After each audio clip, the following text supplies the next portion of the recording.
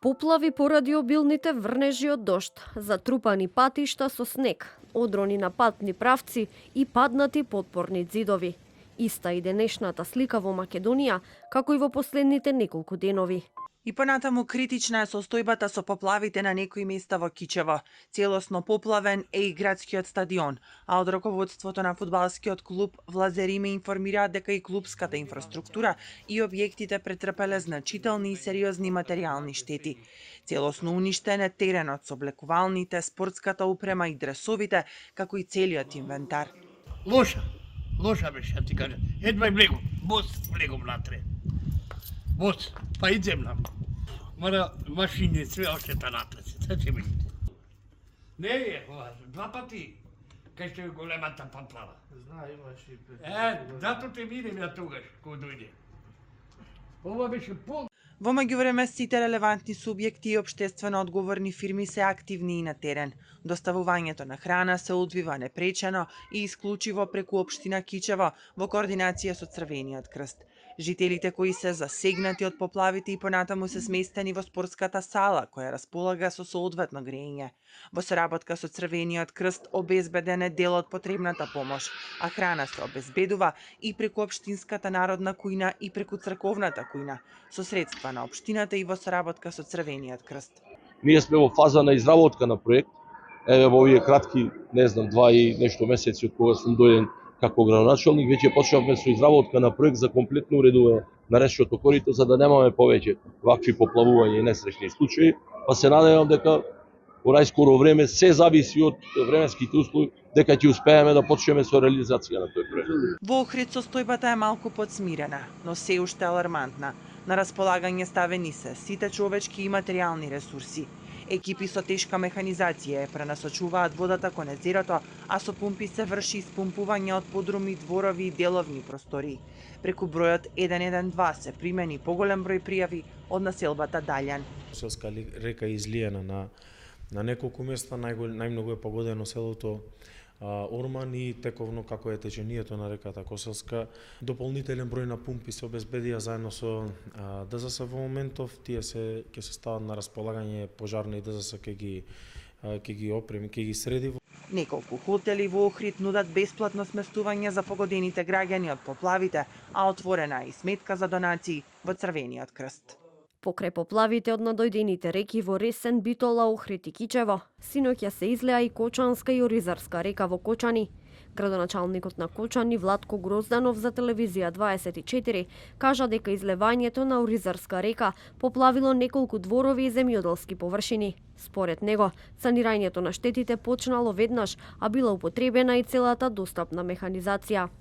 Најголемиот проблем ни се јави од Оризарска река, тоа е потегот од село Оризари при Бачево до Грдовци, каде е најголемото ниво на реката. Го постигна во атарот на село Грдовци.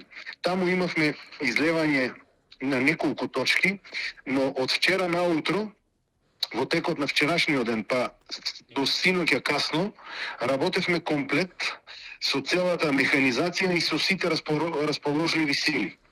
Ги саниравме ударните места каде што беа и уште синоќа во попладнените доцни часови ја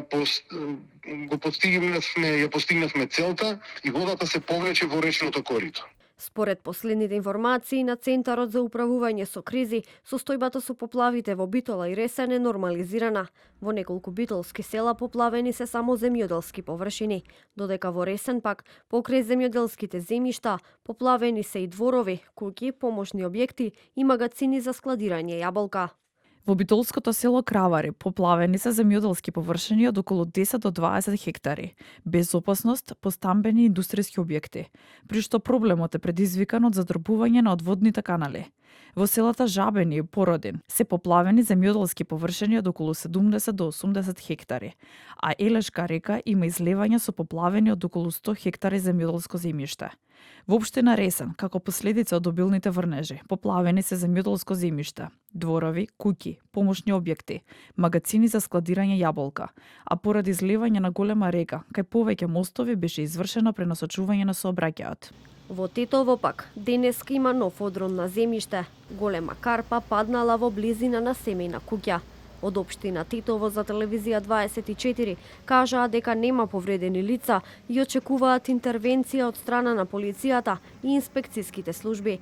Покрај дождовите, Македонија периодов е зафатена и од снежен бран на повисоките места. Граѓаните кои престојуваат или живеат на планинските предели се жалат дека патиштата не се проодни и се затрупани со снег. Иако министерот за транспорт и врски Александар Николовски во својата вчерашна изјава кажа дека сите патни правци низ Македонија се чисти и проодни, сепак жителите на Галичник велат дека тоа не е точно. Гордана Бекрик од Галичник за телевизија 24 ја опиша моменталната ситуација со која се соочуваат и туристите, но и мештаните кои во моментов се во Галичник. До завчера беше проодно, полупроводно. Од Македонија пак имавме ветување дека у среда луѓето што се тука за Нова година за Божик, во среда ќе си отидат безбедно. За жал на неколку места Македонија пак не интервенираше и на неколку места они самите ринеа снег за да се симна до Маврово. Сега веќе сме завеани од вчера, од завчера вечерта. Патот е скроз затворен. Јас ги барав со Македонија пат, рекоа дека камионот им е во квар, расипана. Од Македонија пат за телевизија 24 кажаа дека денеска ќе пробаат да го исчистат патот кон Галичник. Според нив, во моментов прооден е патот само од кај селото Јанче. Според последните информации на УХМР и во текот на наредните денови во Македонија ќе има врнежи и од дожд и од снег, посебно во западните делови на државата. Денес поплотни во текот на ноќта во западните делови ќе има повремени врнежи кои на повисоките места на планините ќе бидат од снег, а во пониските од дожд и снег. Ќе дуве и слаб до умерен ветер од јужен правец, а максималната температура ќе се движи од -7 до 8 степени. Поради спуштање на посудена воздушна маса од север, поплодне и во текот на ноќта врнежите насекаде ќе бидат само од снег. Пообилни врнежи ќе има во западните делови и се очекува да паднат воден талок од 3 до 30 литри на метар квадратен, при што и висината на снежната покривка на планините ќе се зголеми. Обилните врнежи од дожд во изминатите неколку денови најмногу го погодија Кичево. Поплавени беа неколку села, а евакуирани се околу 110 граѓани.